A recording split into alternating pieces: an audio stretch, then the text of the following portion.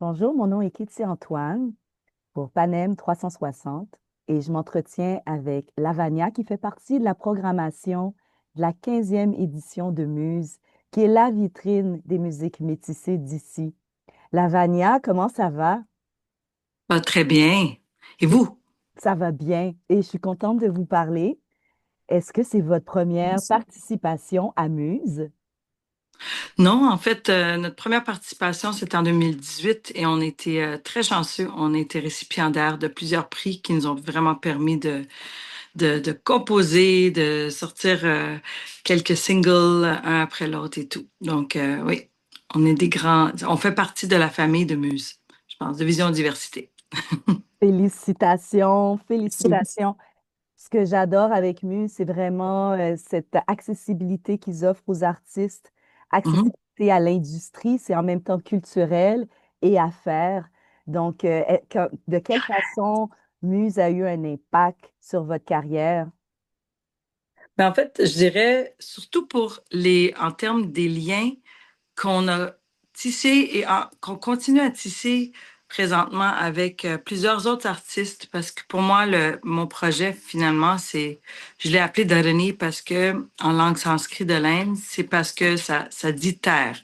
Donc, pour moi, c'est parce que ça réunit des personnes de terres diverses. Et ça continue. C'est pas juste les 5 ou 6 personnes du membre de base. J'adore inviter des gens à venir collaborer avec moi ou juste de pouvoir aller vers eux, de collaborer dans leur projet, leur univers. Donc, moi, je trouve que c'est une des choses qui s'est passée, que chaque année, il y a quelque chose en lien avec Muse. Même juste de commencer à penser à une idée de comment ça pourrait être pour l'an prochain ou de leur demander, connaissez-vous tel artiste? Est-ce que vous pouvez mettre en contact ou autre chose. Donc, ça, c'est une chose, connexion.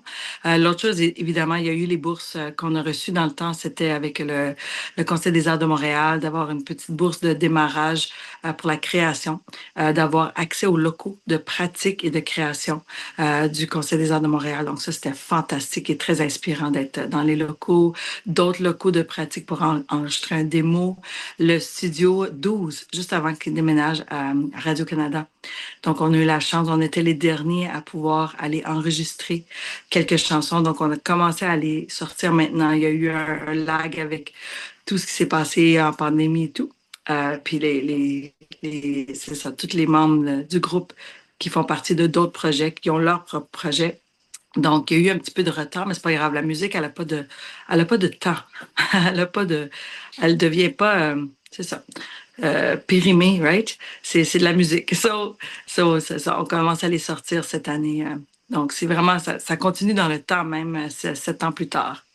Ah, c'est vraiment magnifique. Je suis contente d'entendre ça, d'entendre l'impact concret que tout ce travail, que toute cette équipe a, non seulement dans l'écosystème, mais dans la vie des artistes. Exact, exact, c'est ça. Je pense que c'est ça, ça devient comme une famille. Ça devient comme une grande famille qui continuellement, chaque édition, je trouve, est en train de s'élargir. Puis, on s'entraide pour plusieurs choses.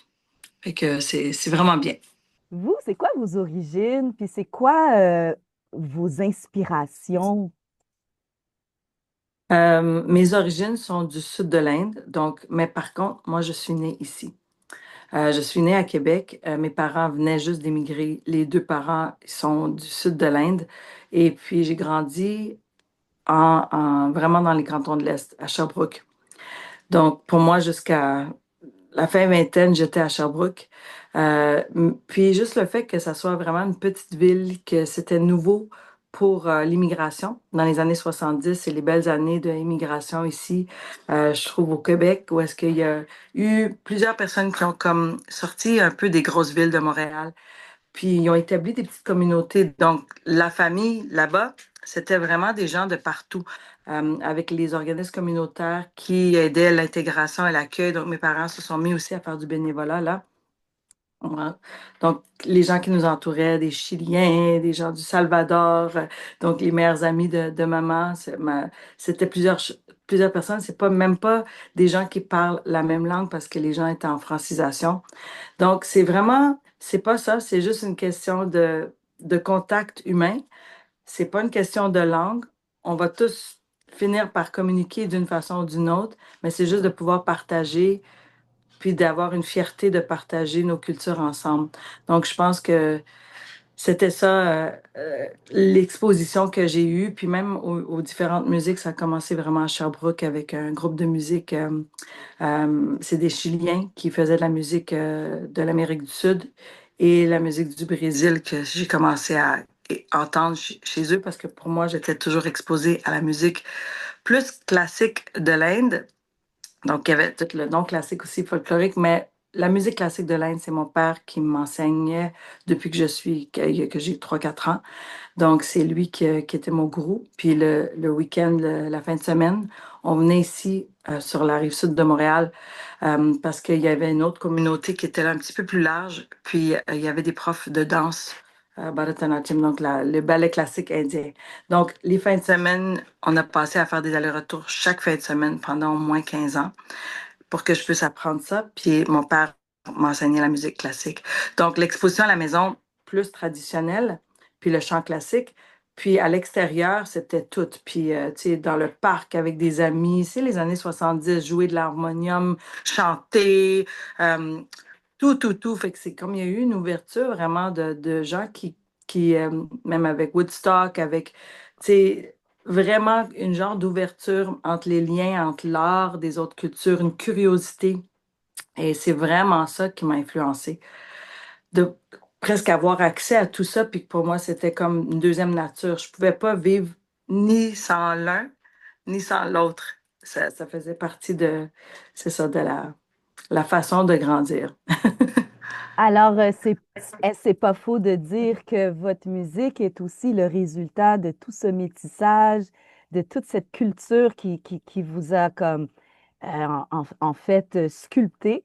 Donc, on entend un peu de classique indien, un peu de musique latine, un peu de québécois. Euh, Exact. ça ressemble à ça? Ça ressemble à ça et ça continue à ressembler. Il y a des chansons que pour moi, c'est comme vraiment plus, oh, on s'en va vers le jazz. Puis après ça, c'est comme, ah, on va aller mettre le rythme me créole ici. Puis Daniel va apporter, ah, tu sais quoi, non, on va y aller. On va essayer les shakers, les cachichis brésiliens. Attends, ça va porter une autre couleur. On essaie. Fait qu'on est tout le temps en train c'est ça, expérimenter puis essayer. C'est un peu comme quand on cuisine, puis on met des épices. J'adore cuisiner puis les épices, là. Donc, Ah, c'est ah, vraiment c'est ça. la bonne métaphore. C'est ça, exact. Et ça s'exprime dans quelle langue? Toute cette saveur-là, en français, en Plusieurs anglais? langues. C'est ça. Fait que ma langue maternelle, c'est du sud de l'Inde, il s'appelle Telugu. Donc, il y a des pièces qui sont en Telugu, puis après ça, mais je vais avoir comme parfois un couplet qui va être en français. Après ça, ou en anglais. Il va avoir aussi le Bambara, donc avec Jelly Mori du Mali, il y a parfois des phrases en Bambara. Ensuite, il va avoir le langage des percussions indiennes, le Konokol. Donc, il va avoir des syllabes rythmiques. Ça, c'est un autre langage. Il va avoir aussi le langage de Shubir en Bangla. Lui, il vient du Bangladesh. D'autres langues du sud de l'Inde. Là, présentement, justement, je suis en train de prendre l'aide d'une sœur musicale, Pascal Leblanc, pour m'aider à traduire une partie de mes paroles en français. Je l'ai écrit en français, mais je voudrais avoir une touche de créole haïtien. Donc, je lui ai demandé permission, puis parce que j'aimerais apporter comme un peu l'univers de Daniel aussi, avec ce qu'il a grandi, un peu dans cette pièce-là qui parle de femmes. Donc, je suis en train de traduire ça. Ça va être en français puis créole en même temps. Donc, c'est ça. On s'amuse, on s'amuse. Puis en portugais, évidemment. Je dis toujours, je pense que j'étais brésilienne dans une vie passée, donc c'est vraiment ça. Parce que le portugais, je sais pas pourquoi, c'est vraiment loin de ma langue maternelle, mais ça va me chercher. Fait que je prends évidemment toujours l'aide. C'est pas moi qui compose en portugais. Je vais composer en anglais ou en français, puis je vais prendre l'aide de musiciens fantastiques ici à Montréal pour m'aider à trouver une équivalence ou traduction musicale c'est ça ce que j'essaie de dire en portugais. Lavania, votre univers est vraiment attirant.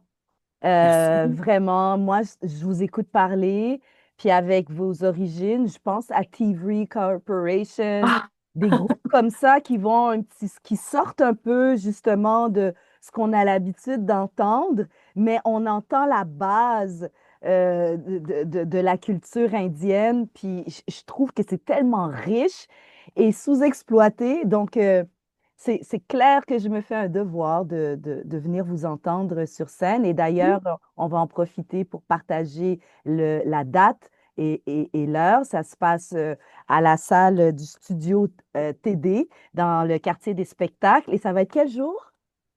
pour nous, c'est le 5 octobre, dimanche. Je me souviens plus exactement à quelle heure, 19 h, je crois. Donc, c'est un rendez-vous. Un rendez-vous. Merci beaucoup pour votre Merci pour temps cet puis votre échange. écoute. Oui, au plaisir de vous rencontrer en personne.